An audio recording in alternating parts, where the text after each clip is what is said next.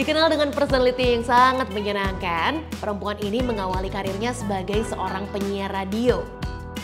Dan hingga saat ini pun ia masih menekuni profesinya sebagai host dan juga sebagai seorang beauty influencer yang secara tidak langsung mengkampanyekan mengenai body positivity.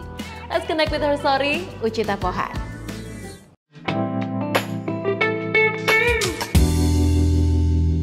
Halo Kak Uci. Rasanya, makasih udah main-main Connect with her ya. Iya, aku seneng banget akhirnya hadir di sini karena aku udah suka lihat di sosial media kamu. Ini tuh tempat menyenangkan sekali kayaknya. Banyak yang seru-seru terjadi. Bener, banyak obrolan juga akhirnya tercipta. Nah, salah satu sekarang aku pengen ngobrol sama Kak Ucit. Kita bakal ngobrol tentang kehidupanmu dan bagaimana kamu melihat dunia ini. Seru banget tuh kayaknya. Seru ya. Jadi aku tuh kenal Kak Ucit tuh dari lama banget. Ya ampun, dari zaman-zaman kayak 10 tahun lebih sih, sis. Ya. Dan salah satu inspirasiku menjadi penyiar radio tuh yang bener bisa aja. Serius, aku nggak pernah lupain waktu itu aku lagi nyetir di daerah Sentul. Aku denger ini siapa ya? Suara perempuan ini ya. Enak banget kan suara kamu, asli. Aduh, terima kasih. Aku lihat Instagram Uchita Pohan. Aduh, dan kita akhirnya ketemu ya di berbagai event. Iya. Dan akhirnya terjalinlah hubungan bilateral ini. Sampai sekarang ya. Kak Ucit, yes. Kamu dikenal sebagai seorang host, beauty influencer, fashion influencer. Sebenarnya udah gimana sih awal kamu memulai karir ini dan juga penyiar radio tentunya? Waduh, ini kalau ngomongin awal karir mundurnya jauh, ketahuan angkatannya ya. Tapi apa ya? Dimulai sebenarnya dari kalau yang tadi disebutin sama kamu kan sebenarnya adalah banyak hal gitu ya. Itulah ceritanya sebenarnya kenapa mencoba banyak hal karena ya emang semua mau dikerjain gitu nggak. Aku tuh anaknya penasaranan banget gitu dari zaman kuliah, dari zaman masih sekolah lah gitu ya. Banyak banget hal yang aku penasaranin di dunia ini dan ternyata benang merah dari banyak hal yang aku coba karena aku penasaran itu adalah komunikasi gitu. Karena aku juga memang kebetulan lulusan komunikasi kan kuliahnya. Jadi semua yang dicoba itu ya berhubungan dengan apa yang aku pelajarin gitu. Dan jadi host, jadi jurnalis gitu ya, jadi orang media itu adalah sesuatu yang emang selalu ada di bayangan aku dari zaman ABG. Berarti bisa dibilang Kak Ucit ini udah terjun di industri ini udah belasan tahun. Bahkan ya? Sebelum lulus kuliah. Oh, kita nggak perlu tarik mundur terlalu jauh ya, nanti ketahuan. Nggak perlu. Boleh juga sih sebenarnya. Cuman kalau misalnya ditanya awalnya sebetulnya ya memang karena memang aku di kampus dan di sekolah tuh aktif di radio kampus, sebelumnya juga di radio sekolah. Terus udah gitu zaman-zaman mading dulu kan ya, majalah Dinding. Bukan lagi, betul. Itu juga aku ikutan gitu. Jadi memang pada saat udah mau tugas akhir lagi skripsi, udah mulai ngeramar, udah mulai siaran di radio gitu. Itu tahun aku mulainya tahun 2008, 2009 mulai on air, terus lanjut sampai 2022 kemarin kalau radio. Sekarang lagi hiatus berarti ya? Yes, ternyata 14 tahun jadi penyiar radio tuh sesuatu yang nggak terasa, tapi pada saat itu dikasih break gitu ya, atau berhenti gitu ya, baru tuh kayak keluar semua memori-memori dan juga ingatan bahwa oh ternyata panjang juga ya perjalanan presenting gue ini selama ini gitu. Kak Ucit, boleh nggak sih diceritain awal mula kerja di radio? Ini jadi ngobrolin soal radio deh ya. Iya. Karena beneran kamu tuh bener-bener aku look up to you deh. Gimana sih awalnya kecemplung gitu ya, atau kayak mendaftarkan diri di dunia radio tuh gimana Kak? Selain kita aktif di kegiatan kampus tadi gitu. Karena mungkin banyak nih orang yang pengen jadi penyiar radio nih. Case-nya tuh selalu kayak gitu. Banyak orang yang pengen jadi penyiar radio tapi nggak tahu dari mana. Kalau kita kerja kantoran kan tinggal kirim CV. Nah, kalau jadi penyiar radio, apakah kita kirim sampel suara? Gimana sih Kak Ucit? Aku sebenarnya terjadinya organik banget karena yang aku lakukan ya aku ngirim CV. Jadi di tahun aku lagi skripsi itu, aku dengar radio favorit aku waktu itu Hard Rock FM ya, ngebuka lowongan. Dan karena aku emang udah jadi pendengarnya dari lama dan selalu punya mimpi aku pengen jadi penyiar hard rock. Jadi kayak spesifik gitu, gue kayak maunya itu gitu kan. Ya udah aku coba ngelamar ngirim CV, terus dipanggil take vokal dan menjalani training dan masuk ke babak final istilahnya gitu ya. Karena kan ya tadinya banyak ya yang sistem gugur gitulah. Dari awal penerimaan tuh sistem gugur. Semacam audisi juga gitu ya. Jadi ada eliminasinya, deg-degan gak tuh? 6 Cuma bulan. gak ada kopernya aja ya? Iya, gak ada kopernya.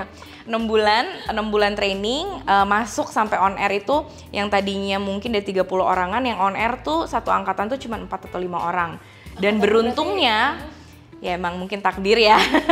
Itulah yang membuka jalan aku untuk jadi penyiar radio berikut-berikutnya. Jadi gitu. bisa dibilang profesi sebagai penyiar radio itu membuka kesempatan Ucit dan kayak lebih matang lagi ya mendalami personal branding yang sampai sekarang dibawa gitu kan. Nah kalau dilihat dari sosial media juga ya, sebenarnya apa sih yang pengen Kak Ucit Tapohan sendiri advokasikan gitu lewat personal branding yang advokasikan. Bahasanya berat ya. Yang pengen kamu sampaikan, yang pengen kamu komunikasikan lewat sosial media kamu. Aku tuh soalnya gini, jadi itu juga memang awalnya, well I'm glad you ask about the radio karena itu adalah awal dari personal branding aku tercipta dan sampai sekarang apa yang aku dibagiin di sosial media tuh juga sebenarnya masih sejalan gitu. Karena pada saat training pertama kali mau jadi penyiar, diingetin untuk punya platform sendiri supaya orang nggak cuma dengerin di suaranya aja di radio, tapi ketika mereka buka buka internet gitu ya, terus googling ataupun juga nyari nama kita, itu mereka pendengar itu bisa dapetin informasi yang benar. That's why sebaiknya semua penyiar itu punya platform sendiri. Nah, makanya aku mulai blogging. Waktu itu kan belum ada sosmed yang seperti sekarang. Jadi aku mulai blogging. Dan di blog aku itu semua yang disampaikan itu yang masih berhubungan dengan apa yang aku ceritain kalau lagi siaran.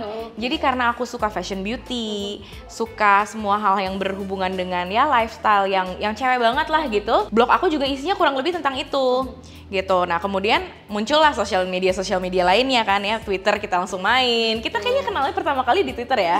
Iya kan? Karena Iman gak sih? Iman lagi. Pas kita ketemu di WTF. Yes, itu dia. Terus udah gitu ada Instagram juga ikutan bikin dan akhirnya sampai sekarang yang ngikutin tren yang terus berjalan soal sharing di internet gitu ya.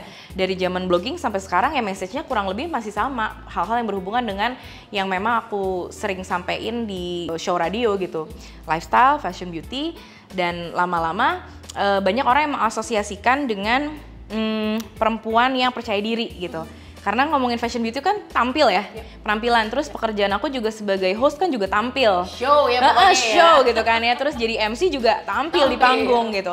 Jadi akhirnya banyak yang minta tips, banyak yang minta knowledge lah yang berhubungan dengan penampilan gitu. Gimana caranya supaya perempuan tuh pede gitu. Gitu akhirnya ya udah organically akhirnya sampai sekarang. Iya, itu deh. Bentuk Ucit Tapohan yang sekarang. Dan tapi kalau ngomongin soal sosial media, Ucit ya, sejauh mana sih akhirnya sosial media pun membawa Kak Ucit sampai sekarang? Wow, jauh banget. Karena menurut aku juga sosial media itu satu hal yang nggak kepikir awalnya bahwa itu jadi sesuatu yang serius. Aku pikir sosial media itu sebelumnya ya cuma diary aja, diary kalau misalnya aku mau sharing apapun yang aku mau ceritain, ya aku bikin di situ gitu kan. Tapi lama-lama ada kesempatan di situ, ada orang yang mau naruh duit di situ. Banyak yang akhirnya sekarang jadi industri yang gede banget, perputarannya tidak main-main gitu. Dan potensinya juga gede banget. Akhirnya ya jadi sesuatu yang emang bisa dibilang serius dan di take it seriously.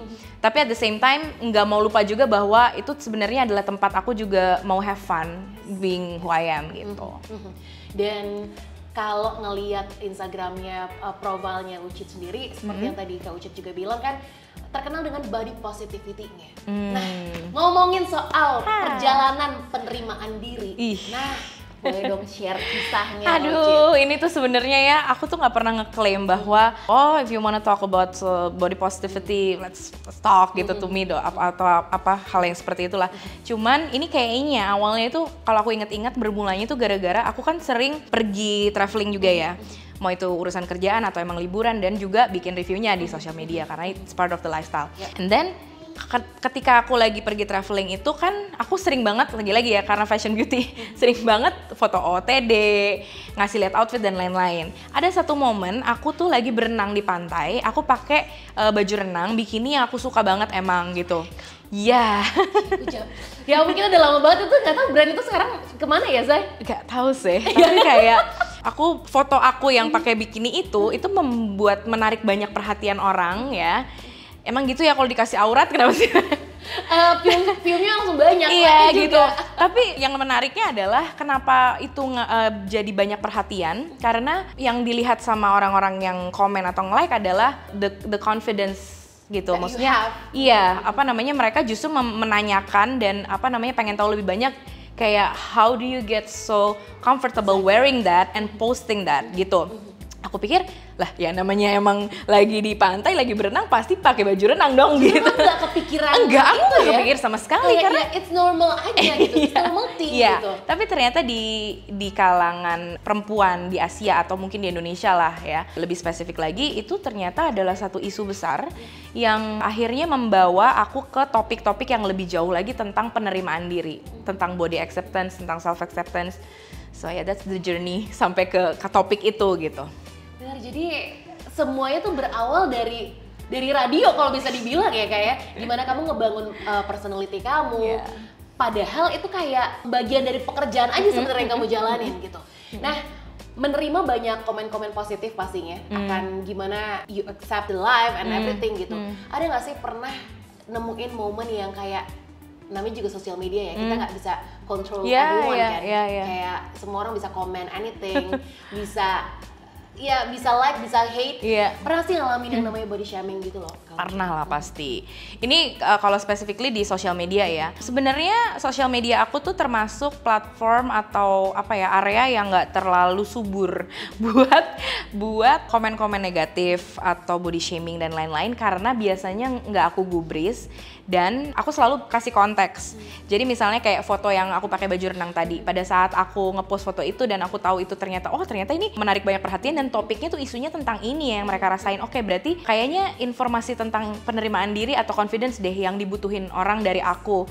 Akhirnya ketika besoknya aku melakukan hal yang sama gitu ya, aku ngepost lagi pakai baju renang atau apa gitu ya, aku akan selalu kasih konteksnya gitu bahwa yang mau ditampilin di sini tuh bukan gue mau menunjukkan badan gue, tapi lebih ke cerita, ada story di balik itu. Jadi kayak aku ngomongin tentang kenyamanan diri, tapi lebih banyak akhirnya aku ngerasa kalau emang orang nyari gue untuk info ini, ya udah sekalian aja gue cater gitu. Jadi aku bikinin hal-hal yang ya materi-materi yang hubungannya sama body positivity atau confidence atau self acceptance dan lain-lain. Jadi ketika orang lihat fotonya, mereka baca, mereka paham konteksnya tuh ngomongin ini, bukan cuman mau sok seksi-seksian gitu. Dan akhirnya hal tersebut bikin orang yang komen jadi kontekstual. Karena kan udah ada konteksnya kan, jadi mereka tahu mau komen apa gitu. Beda kalau misalnya aku ngepost mungkin lagi pakai baju renang terus cuman captionnya cuma emoji pantai, itu bakal kemana-mana gitu. Jadi aku berusaha untuk selalu memberikan konteksnya apa gitu. Yang kedua, kalau misalnya ada hate comment, biasanya aku langsung hapus aja sih. Bukan karena tidak mau menerima apa yang orang katakan, tapi menurut aku kan ini space gue ya, gue nggak mau ada ini di halaman gue, ya gue buang aja, gue cabut aja tuh rumput gitu.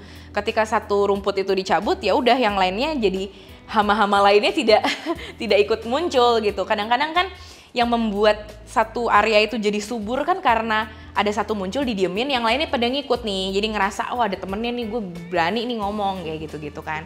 Jadi kayaknya menurut aku sampai saat ini, sejauh ini ya, mudah-mudahan sih sampai kedepannya juga platform aku, sosial media aku tuh nggak subur buat ladang haters, karena kalau nggak dicuekin dihapus gitu. Jadi mereka kayak nggak asik komen di sini, nggak ada kelanjutannya gitu. Dapat atensinya nih, nggak ada ini gue. Iya. Tapi ya nggak menutup diri bahwa ada gitu, hal tersebut ada dan akan selalu ada orang yang misunderstood us gitu. Akan selalu ada orang yang salah nerima gitu, dan nggak apa-apa, kita nggak harus bikin semua orang ngerti gitu. And we're not responsible for it gitu. Dan menurut aku akhirnya gitu, karena misalnya gini deh, kita pergi ke satu tempat, sebuah sekolah misalnya di daerah mana, misalnya daerah Sumatera gitu misalnya ya. Ini misalnya sekolahnya TK gitu. Terus kita datang misalnya kemampuan aku misalnya adalah aku jago banget nge-MC bahasa Jerman misalnya gitu. Gue datang ke sekolah itu, ya gue tahu banget nih nge-MC bahasa Jerman. Gue ngajarin bahasa Jerman ke anak TK. Kalau mereka nggak ngerti, yang salah siapa gitu kan. Jadi maksudnya akhirnya gitu. Akhirnya aku ngeliatnya gitu aja sih. Akan selalu ada area-area yang tidak akan mengerti dan memahami apa yang kamu maksud.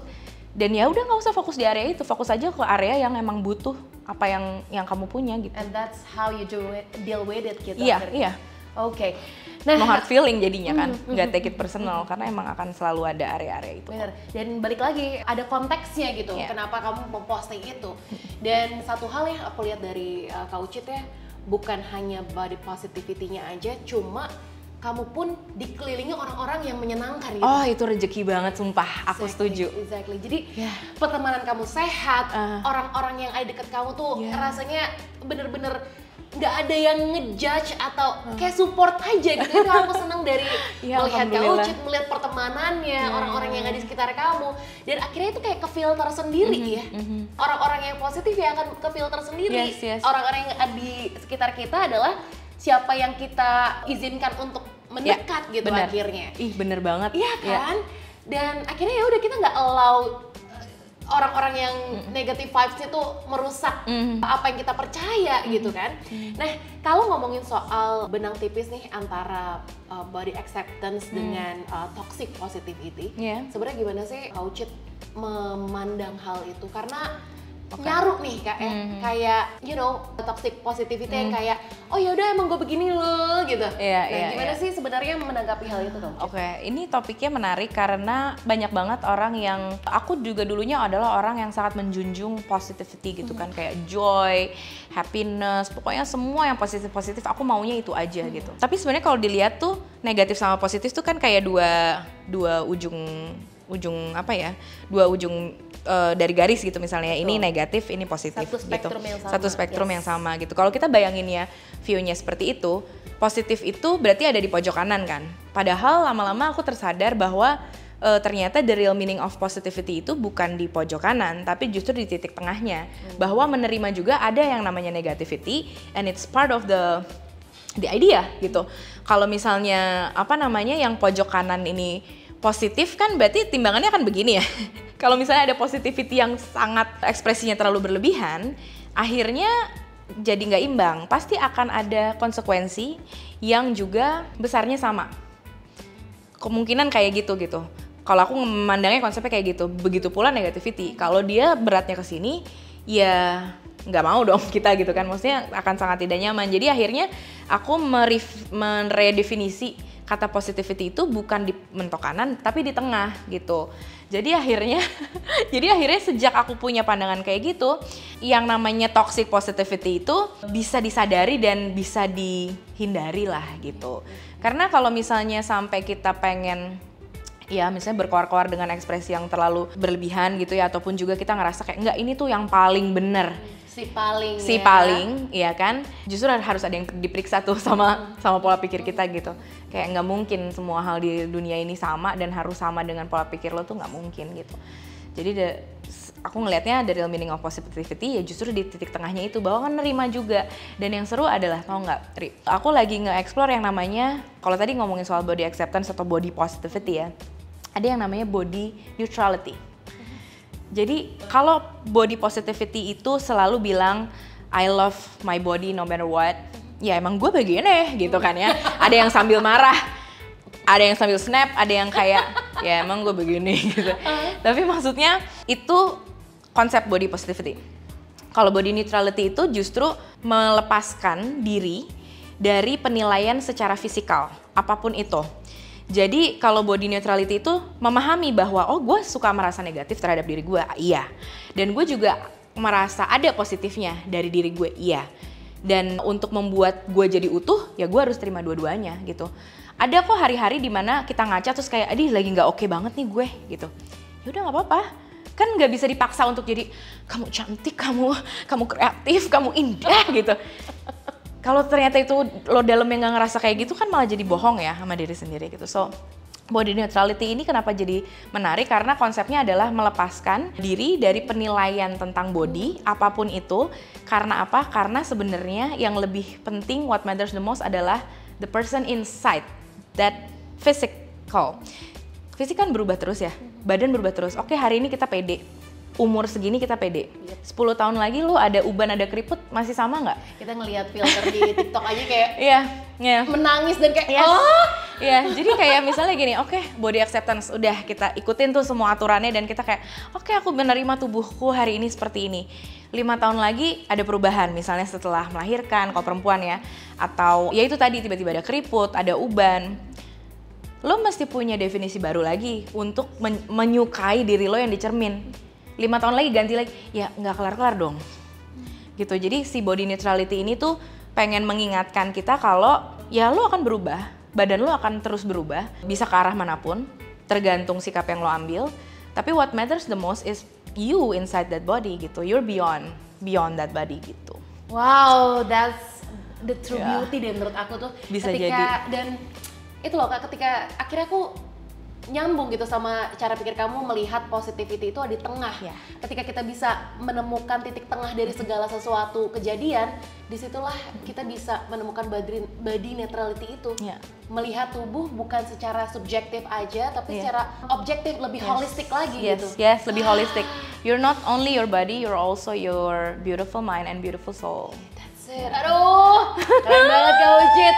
Nah, ngomongin soal tubuh gitu ya. Apakah pemahaman itu yang akhirnya kamu tuangkan ke dalam bicara tubuh? Buku Ini kamu juga seorang penulis ternyata. Iya nih, biasalah kalau misalnya kerja di media, nulis artikel, nulis blog pasti punya cita-cita, mimpi pengen punya buku gitu kan. Dan alhamdulillahnya itu terkabul di 2019. Sebenarnya ini karya udah dari 2019. Cuman aku juga seneng sih ternyata dia punya umur yang agak panjang ya, karena masih dibahas, masih ditanyain sama orang. Dan apa namanya, karya Bicara Tubuh ini tuh sebenarnya adalah buku kolaborasi aku sama sahabat aku Josh Felix, fotografer. Jadi dia nge-capture part tubuh, modelnya perempuan semua, terus aku ngasih narasi bergaya puitis terhadap body parts tersebut gitu. Jadi itu kayak memoir lah ya buat tubuh kita. Kalau misalnya kita ajak ngomong, kita mau bilang apa sih sama dia gitu. Mau bilang terima kasih mungkin sama rambut, mau bercanda-bercanda mungkin sama telapak tangan gitu, mau apa bernostalgia mungkin sama kaki karena kita itu yang bawa kita kemana-mana kita pergi gitu kan ya. Take it for granted ya. Iya. Bisa jalan itu tuh anugerah loh. Bisa kedip mata tuh anugerah loh.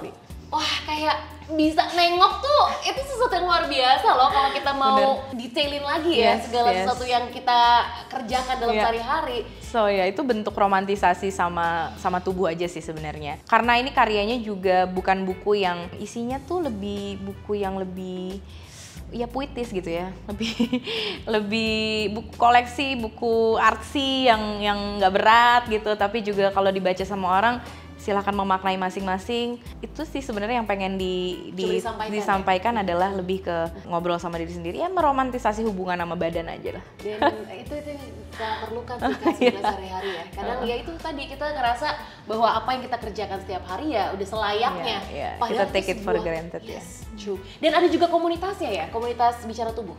Komunitas sih belum, cuman kita waktu itu memang abis launching buku kita tour ke 3 kota, kita pameran, jadi foto-fotonya sempat ada apa namanya art exhibitionnya. Terus sebenarnya ini juga masih jadi karya yang mungkin masih ada lanjutan lagi mudah-mudahan, karena ternyata dari teman-teman seniman yang lain tuh banyak yang mau ngerespon gitu, ada yang pengen bikinin lagu waktu itu, tapi ya belum terlaksana sekarang mungkin karena waktu itu sempat kepotong pandemi. Tapi ya dan sekarang jangan kepotong polusi ya say. Iya jangan say ya Allah.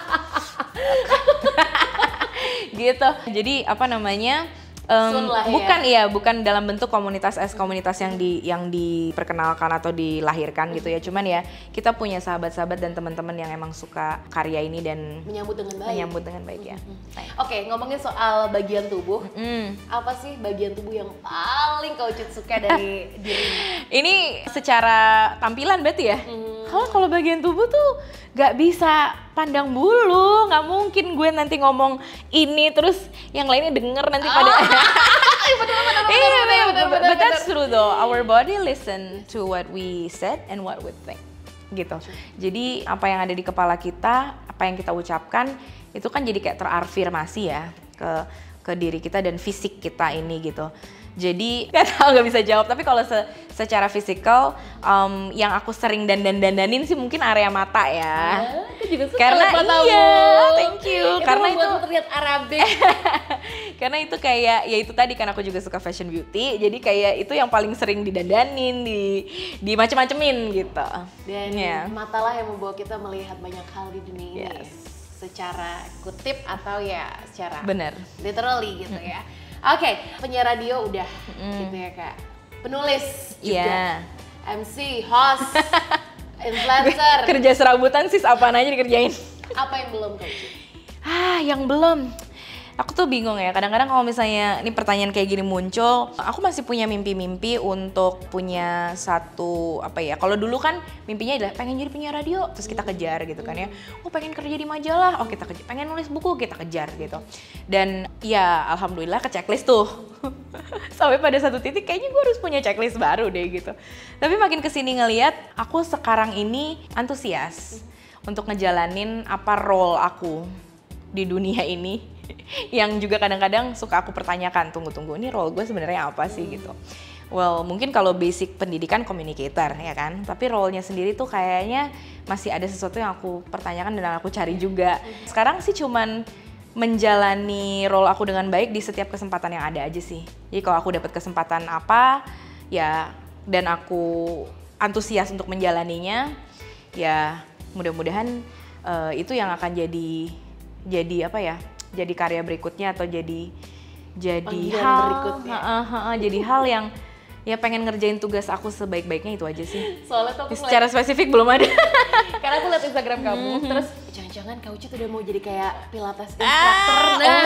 Itu salah satu kamu eksplorasi. juga lagi hobi olahraga. Iya, karena kalau pilates tuh memang aku olahraganya memang pilates nih beberapa waktu belakangan ini. Sebenarnya bukan jadi instruktur sih, tapi aku sama guru pilates aku namanya Tina. Dia punya studio pilates sendiri. Nah, dia ini menyenangkannya adalah pada saat setiap latihan sama dia tuh kayak bisa membahasakan gitu loh. Membahasakan dan juga mengajak aku latihan dengan lebih mindful. Jadi bukan gerakan-gerakannya dan bukan cuman bikin ototnya kepanggil, tapi juga dia kayak bisa menjelaskan bahwa ini loh, otot lo yang ini tuh akan nyambung ke sini, lo rasain.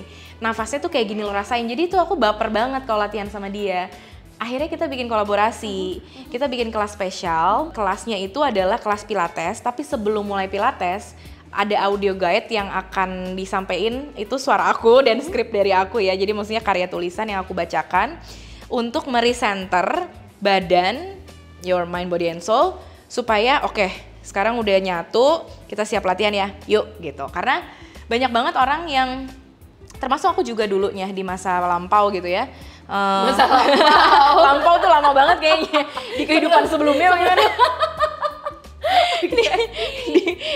Sebelumnya tuh aku juga melakukan olahraga tuh sering banget berbasis I just wanna sweat a lot gitu. Kayak gue pokoknya mau keringetan yang banyak, gue mau bakar kalori, burn baby burn. Tapi at the same time itu rasanya kok kayak gue ngelawan diri gue sendiri ya, bukan ngelawan, berantem. Iya. Gue kayak even di kasus aku ada keyword punishment. Aku dulu ngelakuin olahraga tuh kayak punishment, kayak lo udah makan ini itu harus olahraga, ayo gitu. Apakah ya mungkin itu juga ya nggak apa-apa ya kalau itu jadi drive untuk abis itu keringetan, tapi kalau terus menerus intentionnya itu kayaknya it's unhealthy deh buat connect. Karena akan selalu versus gitu. Iya, akan marah, akan berantem, dan ketika tubuhnya mau dihukum dia mau ngapain? Dia ngelawan kan, males kan akhirnya jadi ya itu yang aku rasain ya secara personal. Jadi dan ternyata ngomong sama beberapa orang banyak juga yang ngerasa kayak gitu. Akhirnya oke, sekarang berarti mindsetnya nih yang harus dibalik gitu. Justru kita olahraga itu untuk connect sama badan kita, untuk dengerin dia lagi ngerasain apa, pegelnya di mana, sakitnya di mana, nyerinya di mana, dan nge-rework itu gitu. Jadi alternatif lah gitu. Kalau misalnya aku juga nggak bilang ini the best way to do the exercise ya, cuman maksudnya jadi ada alternatif kalau pengen exercise yang lebih mindful, kita punya program ini gitu. Lagi-lagi kamu dipertemukan dengan orang yang kayak selaras deh, ya nggak sih? Rezeki deh. Itu benar-benar rezeki terbesar loh Kak, kayak lingkungan kamu supportive. Iya, itu alhamdulillah banget. Wah, ya itu beneran I think I just got lucky karena itu benar-benar di luar kuasa aku sih, kayak emang thank you banget ketemu sama kalian ini gitu. Oke Kak, mungkin ini menutup sesi talkshow kita ya.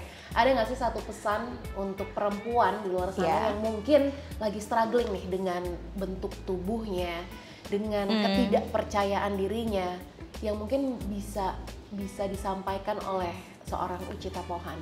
Oke, wow, ini jadi berat banget, jadi deep banget, gimana ya? Tapi kalau misalnya pesan yang bisa aku sampaikan mungkin simpelnya gini, bahwa yang namanya struggling tentang diri kita itu sesuatu yang justru bisa jadi, maksudnya ya of course kita rasanya nggak enak, it's an ugly feeling, it's painful maybe, tapi itu justru menggambarkan atau memperlihatkan bahwa your journey is, you're on the way gitu, udah dimulai nih journey-nya gitu. Kalau udah ada pertanyaan, udah ada keresahan, berarti journey-nya udah dimulai.